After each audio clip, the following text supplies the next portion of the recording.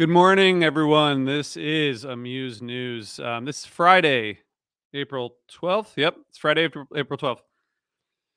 We are coming to you live from Philadelphia, and hope you're doing well. It's been really fun doing this show. We're 2 weeks in. I've gotten a bunch of messages from people who are enjoying it and liking what they're hearing. If you like what you're hearing, please review us wherever you get your podcasts and send us notes. Follow us on Instagram and Facebook and X and all that. We're going to continue to bring you as much amazing content as we can. I'm your host, RJ. Today it's just me. We're going to do a little roundup of news. We appreciate you joining.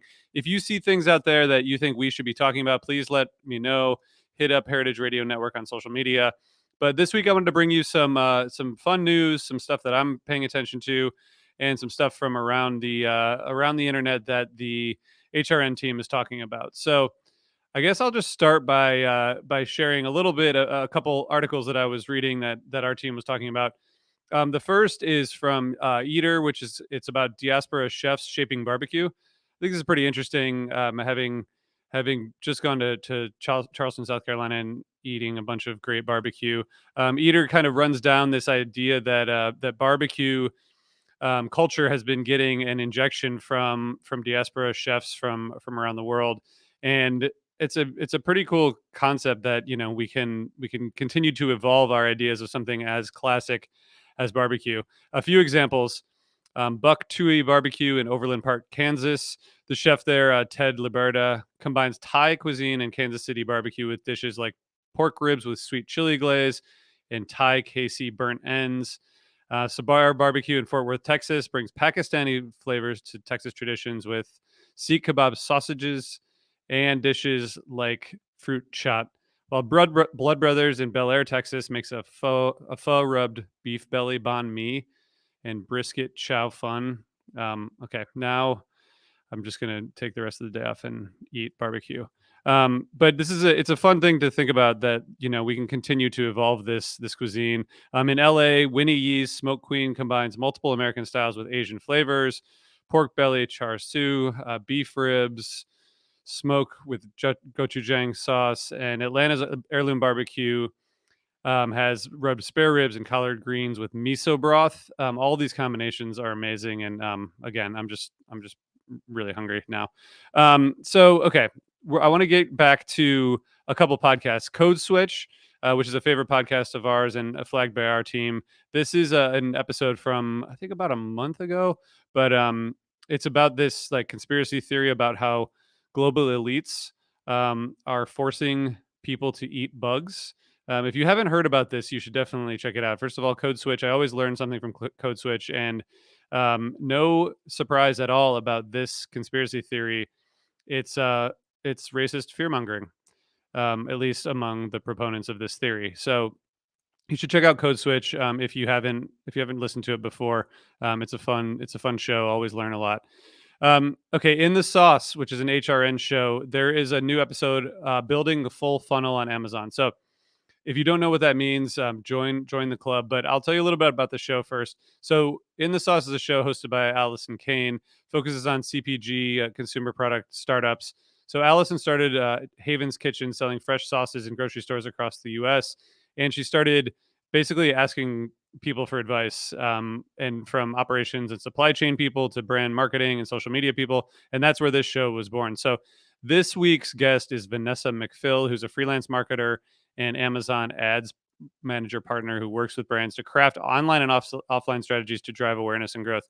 So, as someone who uses Amazon every day, almost, which is sad to say, but the truth, I thought this was really interesting. Vanessa talks to Allison about how to think about using Amazon, what this idea of a full funnel approach is, what A plus content is. They get into the weeds here, but if you're a food business person and you haven't listened to In the Sauce, especially if you're doing consumer product stuff, you should check out In the Sauce and you should listen to these conversations.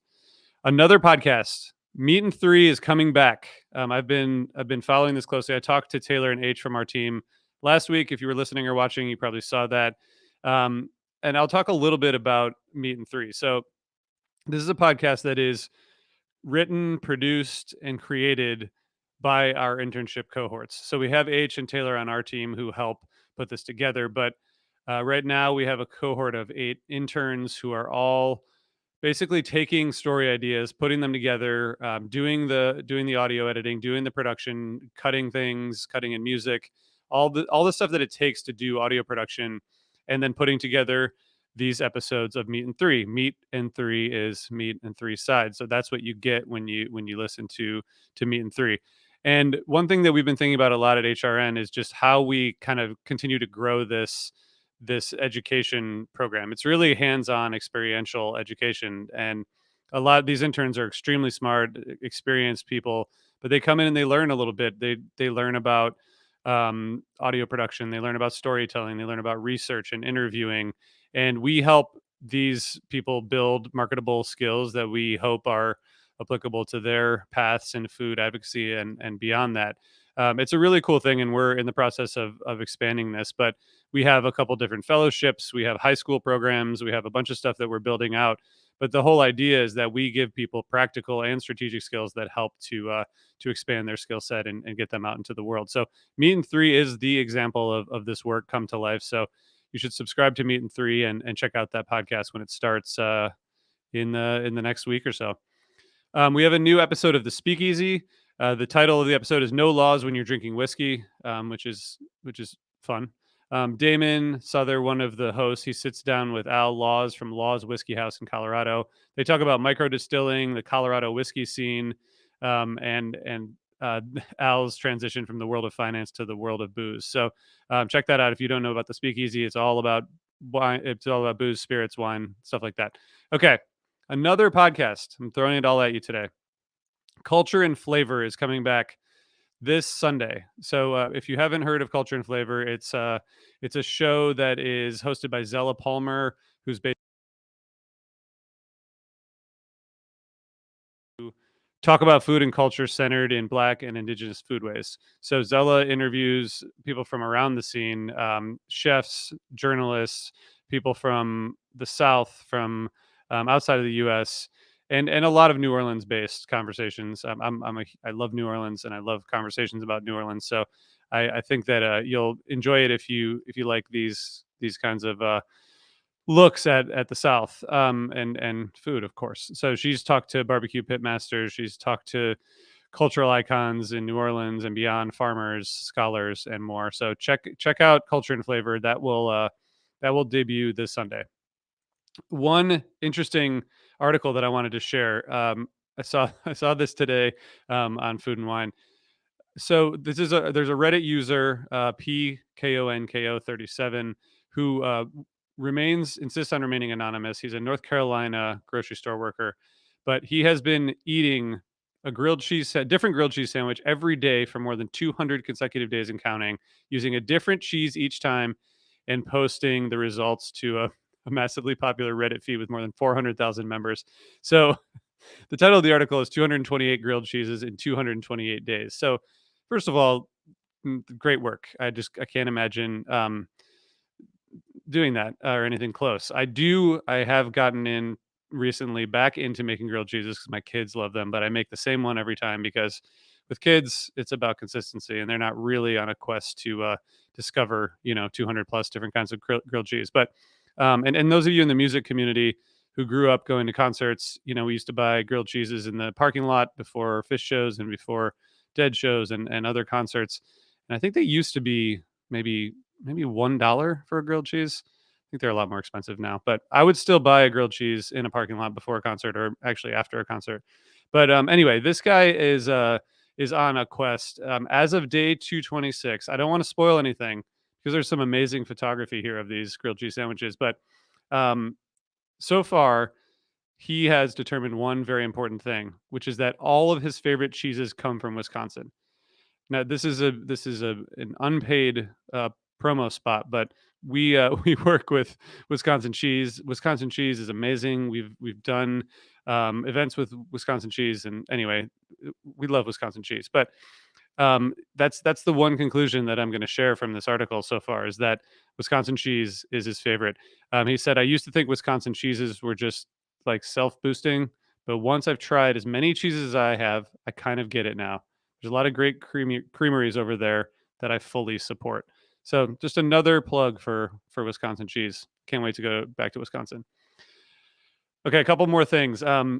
If you remember that amazing Duncan commercial from the Super Bowl, the fake Boston boy band called the Dunkings, Ben Affleck. They had Ben Affleck, of course, Matt Damon, and Tom Brady wearing those Duncan branded tracksuits. So they started selling the pants and jacket online for $60, and according to a report from Boston.com, they all sold out within minutes. It was the fastest collection to sell out in Dunkin' history. I'm not sure what other collections Dunkin' has had, but apparently this was the fastest selling.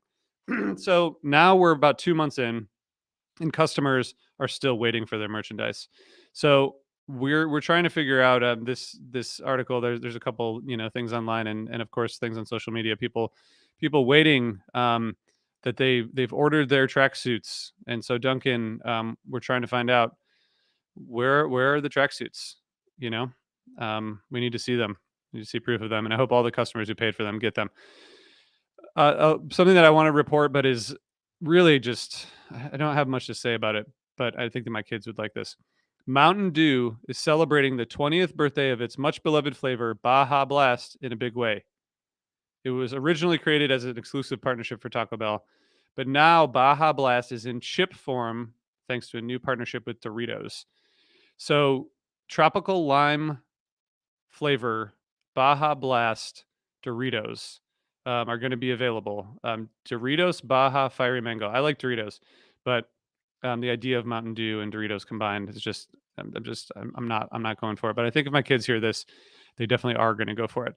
So that's the news I wanted to share today, and I want to share one more thing. I mentioned this briefly yesterday, but I want to talk a little bit about our 15th anniversary fundraiser, which has one more week, and we have 7 cities where you can enter a contest to win dinner for two and 2 tickets to a concert in one of 7 cities. For another city, for Nashville, we're doing something really special, and we're working with my friend and the amazing artist Maggie Rose, who is starting her "No One Gets Out Alive" tour, which is a part of her new album, "No One Gets Out Alive." And this is in Brooklyn Bowl, Nashville, where Maggie's based. And so the idea here is that we're raffling off a or auctioning off a package that gives you this. Okay, you get 2 nights stay at the Russell Hotel in Nashville, which is right in the middle of the city. Great hotel. Friday and Saturday night. You get dinner for two at Nashville's Blue Aster restaurant, which is a really well-renowned, well-known restaurant. And then on May 10th, you get a VIP experience at the Brooklyn Bowl Nashville with Maggie Rose. So what that means is, as a VIP guest, you get exclusive access to premium seating, backstage tour, a meet and greet opportunity with Maggie Rose, who is amazing, and you get to watch the show. So if you go to the show notes or go to charitybuzz.com and search for Maggie Rose or search for HRN, you'll see this. Of course, you can enter the auction to win, but it also helps in growing these education programs that I talked about at the beginning of the episode. So we appreciate everyone's generosity and participation in the 15th anniversary tour. We're getting closer to our goal, but we do need your help. So go to heritageradionetwork.org/15 to donate. Or if you want to check out this Nashville package, go to charitybuzz.com and again, search HRN, Heritage Radio Network, or Maggie Rose. Okay, I'm going to leave it there. I'm going to come back. One programming note: we're going to be off on Tuesday because I'm going to be traveling, but I'll be back next Thursday and Friday with new news and new guests to talk to. So I hope everybody has a great weekend, and thanks for joining. Thanks for listening to this and watching it. Please give us a review if you can, and share the podcast. And we'll see you all soon. Thanks.